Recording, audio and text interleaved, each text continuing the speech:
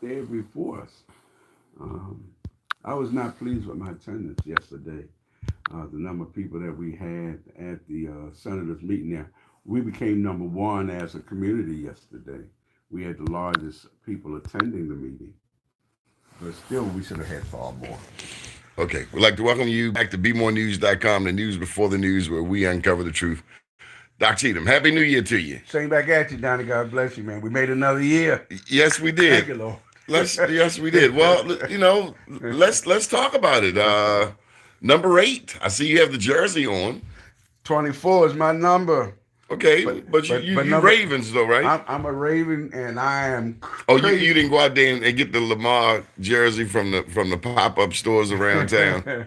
No, I've gotten to the age now, Donnie, that I'm a Raven fan, I'm an Oriole fan, but I refuse to put someone else's name on my jersey that I paid for. Okay. I have 24 on all of my jerseys, whether they Oh, that's your baseball. number. That's my birthday, the 24th, Oh, okay, and okay. my name is on my jersey. Okay, so you customize the Yes, jersey. man. I Are customize. you so you are no doubt excited about Saturday. I'm very excited about it. Okay. I'm ecstatic about it. Okay. Doc, a lot has happened. Of course, we just discussed the 21st century schools. But also, did you know that Charles Sidnor is the new state senator? Yes, yes. Matter of fact, it's so ironic. Before he was, I guess, tapped to be the senator, I had sent him email. I don't know whether he received it. It was about a month ago, thanking him for, from my vantage point, I gave him the elected official of the year as it relates specifically to saying something about the injustice of the Maryland HBCU case. Okay. And he was the one, other than, of course, Joan Carter Conway, who was always our champion, as well as Well, Adam. that's a huge honor for such a young man. I mean, I'm a little surprised. when you talk about State Senator Joan Carter Conway, I mean, she's clearly a senior Yeah, stateswoman around town, around the state of Maryland. So for Sidnor in what his second term. second term. And you consider the delegate from the 44th been there what 3 terms at least? Well. So do you know the story behind the story? No. It was between Keith Haynes and Charles Sidnor, Okay. and so there were two state central committee meetings. One in the city Okay. because part of the The 44th is in the one city, delegate is in the and then city. they also had one in the county where Right. 2/3 of it Right. is. Now, Right. did you know the state central committee out there in that part of the 44th in the county has 4 members? And so the vote in the county was 2-2 for Sidnor. He voted for himself, and one other person voted for him. Okay. Okay. And so here in the city, Keith Haynes won 6 of the 7 city state senator votes. Okay. But when it came down to it, the governor eventually appointed Sidnor. No. Didn't know what happened there. Was surprised. There might be some other twists and turns to the story, but at the end of the day, Sidnor is in a very interesting position. Well, I put it this way. I'm not a member of that district anymore. I used to be. I used to be the chair of the 44th District Central Committee. I'm glad to see that someone that has a relationship with the Maryland HBCU issue is at the helm for that district, because other than Sidnor and maybe one or two others, the Black Caucus has been a great disappointment as it relates to fighting for the Maryland HBCU case. Am I prejudiced? Yes, I am. I'm very prejudiced. That is still my number one issue in Annapolis, is the Maryland HBCU case. Okay. That will no doubt be a big issue this year. Quite interestingly, we have a new speaker, Delegate Adrian Jones from Baltimore County, and a new Senate President, Bill Ferguson, representing Baltimore City also. I'm cautiously optimistic for both. Okay, the murders. We are right now over here on Appleton, here in the heart of West Baltimore. What's it been like? Do you go outside? Enough, Do you go outside? Do the seniors go outside like they? Seniors definitely don't. I'm outside every day, multiple times a day. I will say this. Year before last, 2018, we had 19 homicides in the Matthew Henson general area. 19.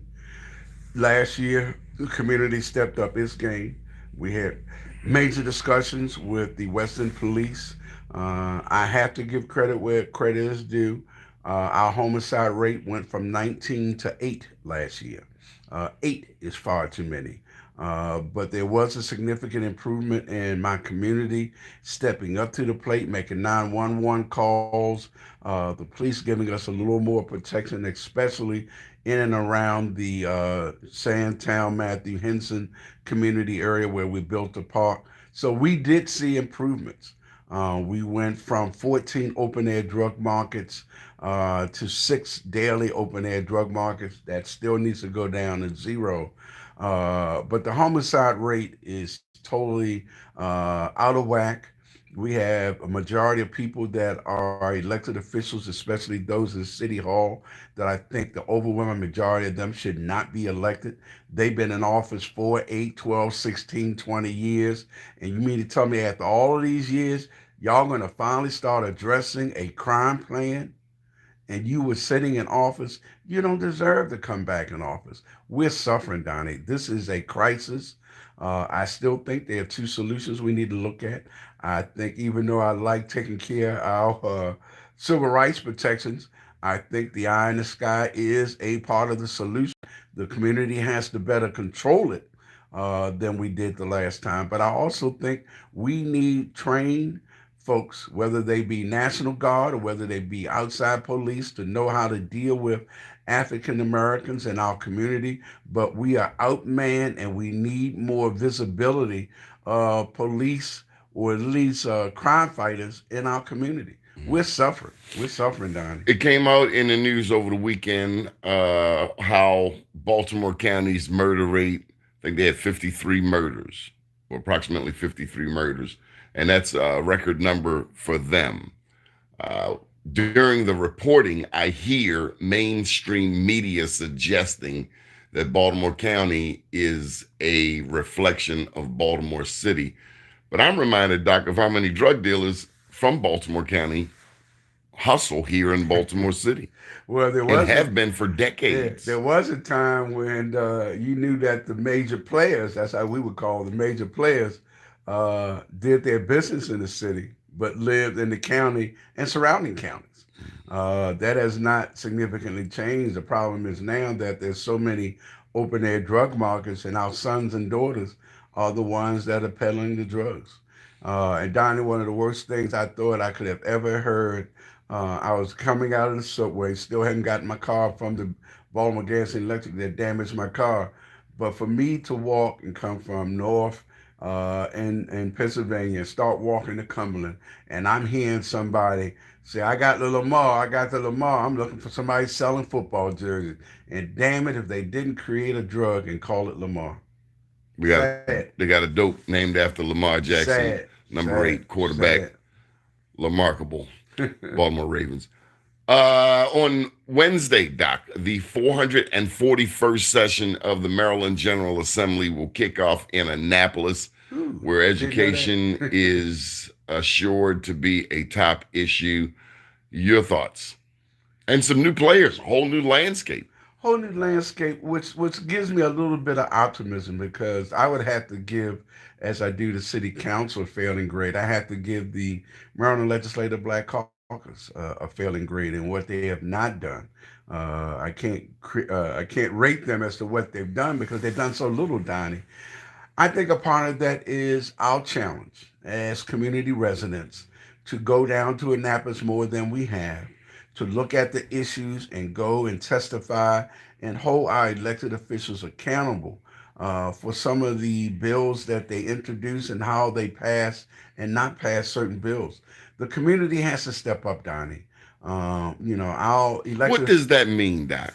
It means we have to better educate ourselves as to what the issues are. Well, people think when they watch Channel 11, Channel 13, or God forbid, that racially tarnish Fox 45, or even if they read the Baltimore Sun. Okay. These mainstream outlets don't tend to paint a Afrocentric picture of the political spectrum.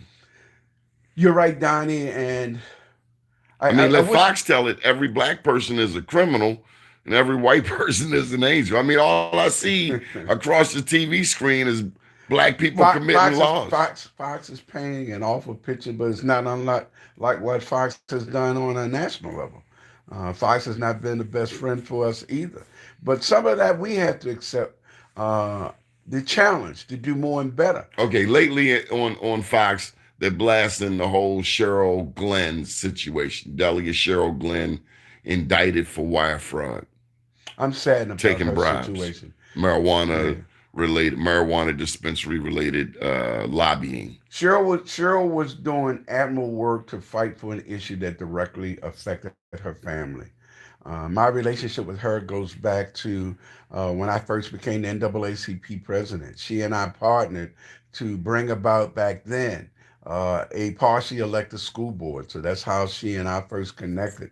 It is clear she has some serious financial challenges. I'm praying for her. She is a friend, was a friend, and will always be a friend. I just hope, that the family stays close to her and give her the type of comforting she's going to need because when the federal government comes at you, 9 chances out of 10, they got you. There was a forum, a political forum yesterday in Baltimore County for the 7th congressional race, I didn't know that. and approximately 7 of the 33 candidates showed up, including Kwesi Mfume, Sophia Robb, Jill Carter, to name a few. Okay. Your thoughts on this 7th congressional race? Well, we have to look at it in two perspectives. One, we need someone immediately to take that seat. That seat has been vacant for a while. We need someone to at least cover for the rest of this calendar year. Whether the same individual gets elected or reelected with the major election, we need someone right now. Congress is absent. A major voice coming from the 7th congressional district. I am very prejudicial in that area.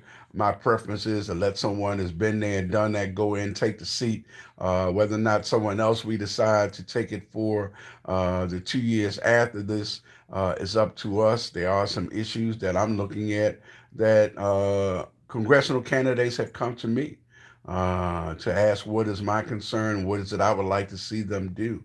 And there are some things that I'm very prejudicial about. One being the census. The fact that my community is totally carved out of what's called the opportunity zone. I'd be damned if it's an opportunity zone when you got a guy who actually owns Under Armour and he's in the opportunity zone. And here we are in the Eastwood Matthew Henson area and we are not in the opportunity zone. There's something wrong with that. There's seriously something wrong with that. What else do you have an issue with? That's my biggest issue right now because my community needs a food market. Our Baltimore Development Corporation has totally failed us. Our elected officials have failed us. 25% of people in Baltimore City live in a food desert. And I'm saying my community is suffering. So between Lexington Market Mm-hmm. and Mondawmin, Mm-hmm. your community is in the middle of that swath of land. We're in the swamp, but there are 4 issues when you look at No fresh fruits and vegetables in between there that I know of. none. Except on Saturdays at the Avenue Market, but this is an entire community. Entire community, and we're not vegetarians. 300 square blocks, and there's no food market. no fresh fruits and vegetables. Liquor stores all over. Drug open air markets. Chicken wings, and I love Chinese food, Donnie, but we can't live on chicken and Chinese food. We need fruits and vegetables and poultry and fish. Doc, when you hear people talking about the murder and the causes of the murder, no one ever talks about communities like this one, hit by Freddie Gray, that other than the work of the community association has seen a lick of investment because of our elected leaders. That's right. Have you seen any changed in this neighborhood since Freddie Gray? No, things for us have gotten worse. We Freddie Gray happened blocks away. All of that money that was collected on Channel 13, that people were sending out uh, GoFundMe's and all of that, raising money, donations from around the country, and nothing has come here. The only thing that came here came shortly. I want to say the year following the Freddie Gray incident. We had a press conference with Senator Cardin. We brought him here. We did a 1.5 hour program, shared with him some of the different problems we had. We did get funding for mental health for 5 of the schools in the area. Other than that, this neighborhood has received no funding. Mm. No funding. I want to go back to something you said about the Baltimore City Council. Yes, sir. Recently, or lately, I've been hearing Councilman Zeke Cohen talk about the trauma in the Black community on this very topic, stemming out of Freddie Gray. Why is it we have a plethora of Black elected officials who are not speaking to our issues, but yet this young man, Zeke Cohen, is talking about the trauma of Black children? Why aren't Black elected officials talking about that trauma? Why aren't Black elected officials addressing that trauma? Because they're not connected to us, Donnie. Well, how does Zeke get it and they don't? Well, I'm not certain of Zeke's real motive. I'm glad he's discussing it. And that should be an embarrassment to an African American in the council. That's what I'm saying. It should be an embarrassment that someone other than our own people are fighting for us. But that's why, and I've said on a number of TV shows that have interviewed me, our majority of folks that are elected in the city council that happen to be of your complexion and mine don't deserve to get reelected, Donnie. They don't deserve. We in a mess right now, and it's African Americans that are Democrats. I hasten to say that as well, that are Democrats that are basically doing us a great disservice. Oh, Doc, you're committing blasphemy. You're speaking negatively about the Democratic Party. There's going to be a mob outside of your door. I don't think so. When are we as a people when are we going to start asking that question collectively? There's a presidential election coming up. I don't hear anyone speaking about a Black agenda. Mine would include assistance, help, all of that for Black businesses. Donnie, there was a meeting during the summer with a number of us, and we were attempting to come up with, at least starting from the mayoral side, what are the issues that we would like to see addressed, not only with whoever becomes the mayor and the president of the city council in the individual positions, but then to take it to another level as to what we want out of presidential candidates or those running for Congress. We don't have a U.S. Senate election this year. We're not doing what needs to be done, Donnie. We're being more reactive rather than proactive. We're not talking about putting the issues first and then electing the best qualified and deserving to carry out those feelings that we have. We're not doing what needs to be done, Donnie. We are too reactive. We need to be proactive. It's not the man, it's the plan. It's not the rap, it's the map. So we need something prior to, well, it's too late now, obviously. But we should have had a plan going before Wednesday session even opens up.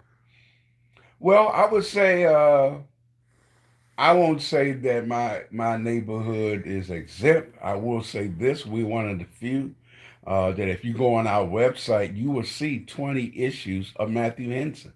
And in order to come speak to us, you have to fill out our memorandum of understanding that you understand these are our community's priorities, and we will rate you as to whether or not you get elected, whether or not you've tried to carry out some of those 20 things that we have. We are not allowing any candidate that doesn't fill out our MOU to even speak to us. Because we're telling folks now, we're going to hold you accountable. Whoever gets elected, you're going to have that MOU coming from Matthew Henson. Now, you might get elected without the help of Matthew Henson people, but we're telling folks as one community, we have set the agenda for what our community needs. And if you want to come talk to us, you got to fill out the MOU, and then we will determine whether or not we even let you speak to us. Okay, I got one political question for you, Doc. Uh-oh, I'm in trouble.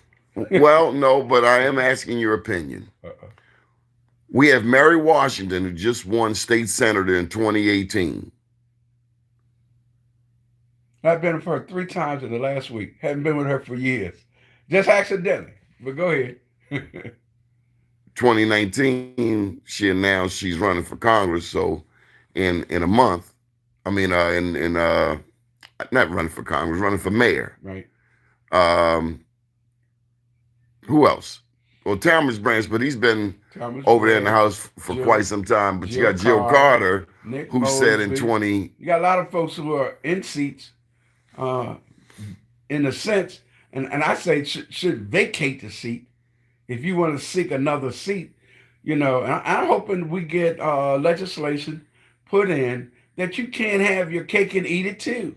That should include not being able to be an elected official and be on the state central committee too. I think it should apply. I do. I really think if you're holding down one position that you got elected to by the citizens of the district that you live in, that if you want to seek a different or higher position, you should be stepping down.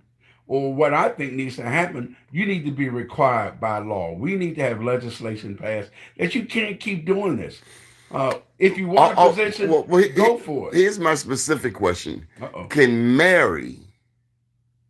Can Jill have a productive 2020 Maryland General Assembly session And run for office? Yes. No, it's not possible. So I personally feel lied to. I feel lied to. I know to be in Annapolis for that 90-day session is grueling. There's a lot of reading. There's a lot more reading. And there's even more reading after that. There's no way you can run for a citywide office. And I don't really think Mary is running for mayor. I think this is a precursor, kind of like what Brandon Scott did, running for lieutenant governor, but had interests elsewhere. I mean, Mary, I think is definitely, as I told you, I've seen Mary 3 times within the last week. Doc, she definitely run. Doc, I have one question for you. And she's filed now. I have one question for you. Go ahead. Could Mary find McKean Avenue without a GPS? Yes or no? No. Could she find Kavanaugh Street without a GPS? I would say probably 85, 90% of any elected official can't find Kavanaugh Street. Could she find Glover Street without? That's over in East Baltimore, over by Patterson Park. If you know where Glover Street is, she's doing good if you live in Baltimore, because it's a Lower Alley Street. That's right. Can she tell me where Port Street is? No, and I can't tell you where Port Street is. Oh, that's East Baltimore. Okay. All right, can she tell me where Herbert Street is? No. How can a person that doesn't know this city convince anyone that she can run this city? Well, don't just put it on her. I am, because she opened herself up to it. When she was as state senator, that's the 41st district. Granted, she lives there. She understands that. 43rd. 43rd. I'm sorry. She lives in the 43rd. We expect her to know that. You can't win state senator without knowing something. And she be the legend over there, an icon. Yeah. Isn't it even more disrespectful considering she beat Joan Carter Conway to now say, hey, I'm ready to be mayor? We're allowing it to happen to us, Donnie. We're allowing this to happen to us. It's anything. Everybody, I call it the O'Malley syndrome. I call it the O'Malley syndrome. You're at one level, but you're so busy focused on the next level that you haven't done this job.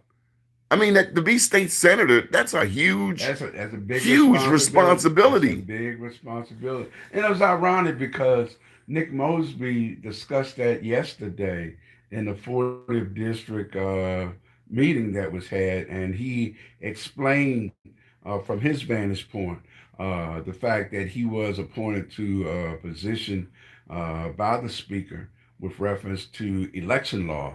But he told folks that he was going to work very hard, that yes, he was running for a position, but he was interested in making certain he lived up to his responsibilities in the House. From my vantage point, you can't be in Annapolis and be running this election year coming up and do service to both. Why? You can't do it. Why? The time isn't there. The hours aren't there. So you're shortchanging the people. You're going to leave out somebody. That's right. That's the better term. You're shortchanging someone. And or you might be shortchanging both. You might be shortchanging those that you represent in Annapolis, and you might be shortchanging those that could be seeking a position that you're stopping them from running and winning because you're pulling votes from them. And could they be shortchanging themselves? Well, they're selfish from the beginning, Donnie. To do that, you got to be selfish. Now, I'm not saying selfishness is always in the negative, but usually selfishness is. That you're looking out for one, yourself first, and thinking about others last. I don't think it should happen. I think we need to have legislation, Donnie. I think we need to stop this mess. People running for one position and then sneaking another one. Somebody's getting shortchanged. And if you're an elected official, the people, your constituents, are being shortchanged. Are you pleased with the accomplishments of the millennial generation of elected officials? No. I'm very supportive of young people coming and taking over. I have two millennials that are under me as community president. One is the vice president. I'm doing everything I can to train them. Millennials, I am very impressed with their intelligence, their knowledge of technology. They talk too damn much. You know, how you going to know so darn much? You just got here. How you going to know more than people have been here for years? They need to listen more and talk less. I need to listen more. Well, I think we all do. You know, but for millennials, that's my biggest problem. How do y'all know so damn much? You haven't lived here long enough to know as much as you profess to. My challenge with the millennials is their lack of knowledge of history. Local history, local political history. Ouch. Ouch. How can you run in Baltimore City and not know about Jackie McLean, Vera Hall, the Mitchells? And I mean, the early days, the NAACP. Victorine Adams. Victorine, Little Willie, and what they stood for. You know, when we had a sense of community. Okay, your final thoughts. 2020 vision. 2020. Thank you, Lord, for letting me be here. Okay.